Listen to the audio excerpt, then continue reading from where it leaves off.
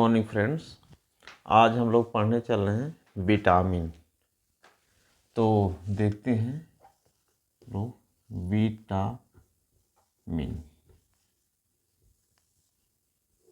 Vitamin हम लोग पढ़ेंगे इंग्लिश में।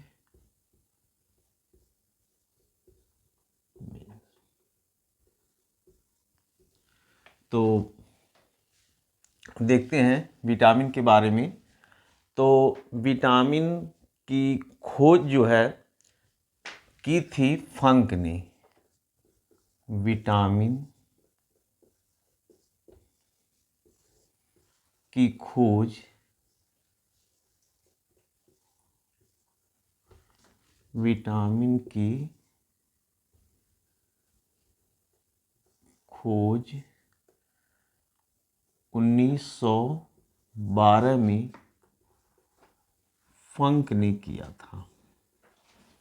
फंक ने किया था। तो सबसे पहली बात ये हो गई कि विटामिन की खोज किसने किया था। तो फंक नामक वैज्ञानिक ने विटामिन की खोज 1912 में किया था। दूसरी बात ये होती है कि विटामिन के अध्ययन को क्या कहा जाता है। तो ये तो क्लियर हो गया, विटामिन की खोज फंक ने किया था। दूसरी बात, विटामिन का जो अध्ययन होता है, विटामिन का अध्ययन, विटामिन के अध्ययन को विटामिनोलॉजी कहा जाता है। क्या कहा जाता है? विटामिनोलॉजी। विटामिनोलॉजी कहा जाता है। विटामिन का अध्ययन जो है विटामिनोलॉजी कहलाता है। तो पहली बात कि विटामिन की खोज कौन किया था, तो विटामिन की खोज फंक महोदय ने किया था, ये क्लियर हो गया। दूसरी बात कि विटामिन का अध्ययन क्या कहलाता है, तो उसको हम लोग विटामिनोलॉजी कहते हैं, विटामिन के अध्ययन को। अब हम लोग बात करते हैं विटामिन किस प्रकार का यौगिक है। तीसरी बात, दो बातें तो हम लोग क्लियर कर चुके कि विटामिन की खोज कौन किया था और विटामिन का अध्ययन क्या कहलाता है। तीसरी बात हम लोग देख रहे हैं कि विटामिन किस प्रकार का यौगिक है। तो याद रखिएगा, विटामिन जो होता है एक प्रकार का कार्बनिक यौगिक है। विटामिन कार्बनिक यौगिक है। कार्बनिक यौगिक है। कार्बनिक यौगिक मीन्स ऑर्गेनिक कंपाउंड है। तो विटामिन जो होता है वह एक प्रकार का क्या है? ऑर्गेनिक कंपाउंड है, यानी कार्बनिक यौगिक होता है। अब हम लोग देखते हैं, इतनी बातों को क्लियर कर चुके कि विटामिन की खोज कौन किया था, विटामिन का अध्ययन क्या कहलाता है, और विटामिन एक जो होता है वह ऑर्गेनिक कंपाउंड यानी कार्बनिक यौगिक होता है। चौथी बात हम लोग करने चल रहे हैं कि विटामिन से हम लोगों को ऊर्जा प्राप्त नहीं होती है। विटामिन से ऊर्जा प्राप्त नहीं होती है। शरीर में हम लोगों को विटामिन से ऊर्जा हम लोगों को प्राप्त नहीं होती। मतलब ऊर्जा का मतलब होता है, जानते हैं, ऊर्जा को कैलोरी से मापा जाता है। तो कोई कैलोरी की प्राप्ति हम लोगों को विटामिन से नहीं होती है। ऊर्जा प्राप्ति के लिए वसा होता है, कार्बोहाइड्रेट होता है, प्रोटीन, इन सब चीज़ों से तो ऊर्जा हमको प्राप्त होती है, लेकिन विटामिन से हम लोगों को ऊर्जा की प्राप्ति नहीं होती है। इसके बाद हम लोग बात करते हैं विटामिन के बारे में और आगे देखते हैं। तो देखिए, विटामिन से हम लोगों को ऊर्जा तो प्राप्त नहीं होती है, लेकिन विटामिन बहुत महत्वपूर्ण रोल प्ले करता है हम लोगों की सुरक्षा में। जैसे अगर किसी भी विटामिन की कमी हो जाती है तो हम लोगों को कोई न कोई बीमारी हो जाती है, रोग हो जाता है। जैसे विटामिन ए की कमी हो जाए तो रतौंधी हो जाता है, बी के कमी से बेरी हो जाता है, सी के कमी से स्कर्वी हो जाता है, डी के कमी से रिकेट्स हो जाता है, और ई की कमी से अनफर्टिलिटी रोग हो जाता है। तो कहने का तात्पर्य है कि विटामिन से हम लोग को जो है ऊर्जा तो मिलती नहीं है, लेकिन विटामिन जो होता है शरीर का रक्षात्मक कार्य करता है। शरीर का रक्षात्मक कार्य करता है। रक्षात्मक कार्य का मतलब होता है कि यह हमारे शरीर की विभिन्न प्रकार के रोगों से रक्षा करता है। इसीलिए इसको हम लोग इस तरह कहें कि विटामिन एक रक्षात्मक पदार्थ है, तो इसमें कोई दिक्कत नहीं है। तो शरीर इस तरह से हम लोग इसको लिखते हैं, विटामिन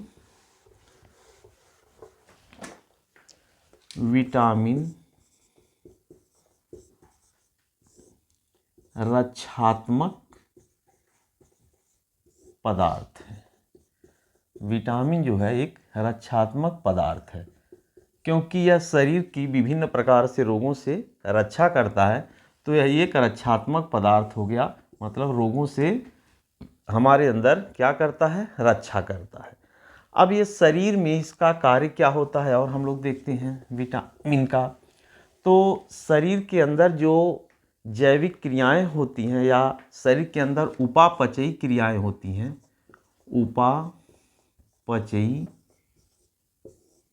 उपापचयी क्रियाएं, शरीर के अंदर जो मेटाबॉलिक एक्टिविटी होती है या उपापचयी क्रियाएं होती हैं, उसमें जो है विटामिन का रोल होता है। और विटामिन जो होता है उपापचयी क्रियाओं के लिए अत्यंत आवश्यक होता है, यानी मेटाबॉलिक या मेटाबॉलिज्म के लिए आवश्यक होता है।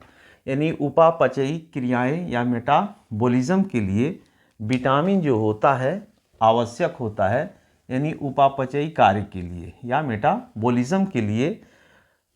अब उपापचयी कार्य क्रियाएं कहा जाए या मेटाबॉलिज्म कहा जाए, उसके लिए क्या होता है, विटामिन बहुत ही अत्यंत आवश्यक होता है। तो हम लोग देख लिए कि विटामिन की खोज जो है फंक ने किया। विटामिन का अध्ययन विटामिनोलॉजी कहलाता है। विटामिन एक कार्बनिक यौगिक है। विटामिन से ऊर्जा की प्राप्ति नहीं होती है। विटामिन को रक्षात्मक पदार्थ कहते हैं। और विटामिन उपापचयी क्रियाएं यानी मेटाबॉलिज्म को जो है क्या करता है, उसके मेटाबॉलिज्म कार्य में बहुत ही महत्वपूर्ण रोल प्ले करता है।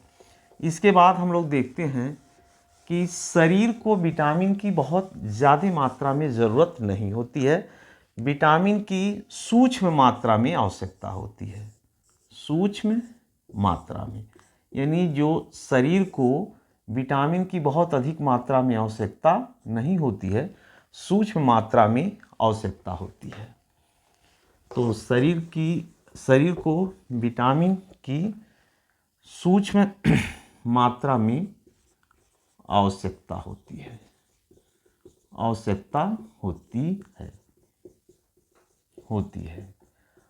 सूक्ष्म मात्रा में आवश्यकता होती है। बहुत ज़्यादा मात्रा में विटामिन की आवश्यकता नहीं होती है। और हम लोग देखते हैं सूक्ष्म मात्रा में आवश्यकता होती है, और यही सूक्ष्म मात्रा में अगर विटामिन शरीर को नहीं प्राप्त होते हैं तो रोग हो जाता है, जिसको हीनता जन्य रोग या डेफिशिएंसी डिजीज भी कहते हैं। हीनता जन्य रोग या इसी को इंग्लिश में डेफिशिएंसी डिजीज भी कहते हैं। तो अगर हम लोगों को ये सूक्ष्म मात्रा में भले ही आवश्यकता होती है विटामिन की, लेकिन अगर यही विटामिन शरीर में कम हो जाते हैं तो जो रोग होता है उसको डेफिशिएंसी डिजीज या हीनता जन्य रोग कहा जाता है। तो ये रहा विटामिन के बारे में थोड़ा इंट्रोडक्शन कि विटामिन की खोज कौन किया, क्या कहा जाता है, कार्बनिक यौगिक है, रक्षात्मक पदार्थ है। इसकी सूक्ष्म मात्रा में ज़रूरत शरीर को होती है, लेकिन उतने ही मात्रा में अगर शरीर को ये नहीं मिलता है विटामिन तो विभिन्न प्रकार के रोग हो जाते हैं। अब इसके आगे हम लोग देखते हैं विटामिन को हम लोग वर्गीकृत कैसे किया जाएगा। तो विटामिन का वर्गीकरण अब हम लोग देखने चल रहे हैं। तो अब हम लोग देखेंगे घुलनशीलता या विलेयता के आधार पर, विलेयता या घुलनशीलता के आधार पर विटामिनों का वर्गीकरण। विलेयता या घुलनशीलता के आधार पर विटामिनों विटामिनों का वर्गीकरण। तो देखते हैं विलेयता या घुलनशीलता के आधार पर विटामिन कितने प्रकार के होते हैं। तो देखिए विलेयता या घुलनशीलता के आधार पर विटामिन जो होते हैं वो दो प्रकार के होते हैं। दो प्रकार के होते हैं। विलेयता या घुलनशीलता के आधार पर विटामिनों का वर्गीकरण। तो विटामिन विलेयता या घुलनशीलता के आधार पर दो प्रकार के होते हैं। पहला होता है जल विलेय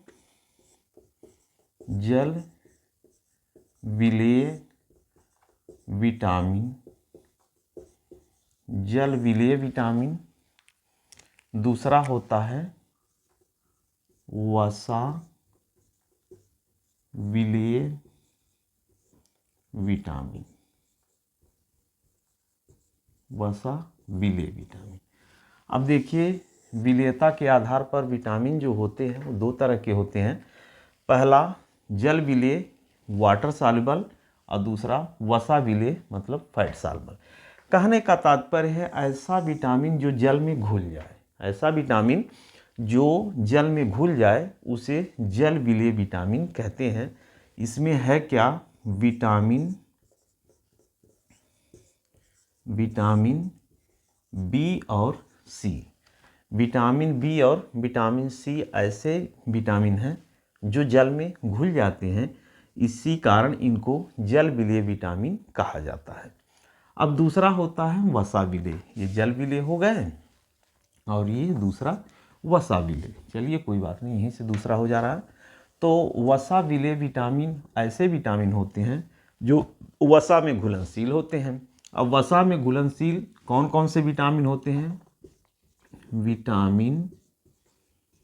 विटामिन ए है, विटामिन डी है, विटामिन ई है और विटामिन के है।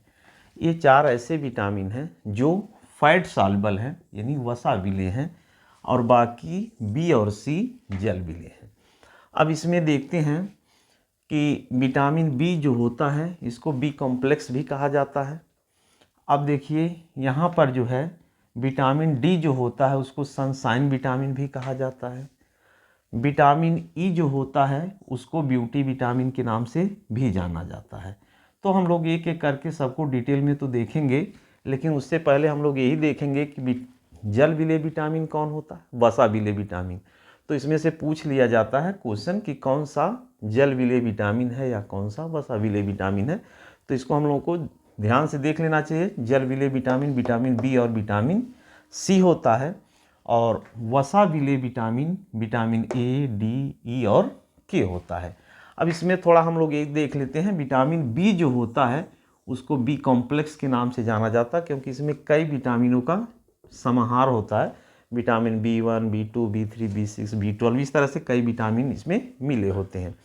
अब इसमें विटामिन डी को थोड़ा सा देख लिया जाए। विटामिन डी जो होता है शरीर में सूरज के प्रकाश में बनता है, इसीलिए इसको सनशाइन विटामिन भी कहते हैं। सूरज का जो सुबह का प्रकाश होता है उसमें शरीर में स्वयं विटामिन डी बनता है। इसके बारे में हम लोग अभी डिटेल में अध्ययन करेंगे, इसीलिए इसको सूरज के प्रकाश में बनने की वजह से इसको क्या कहते हैं, सनशाइन विटामिन कहते हैं।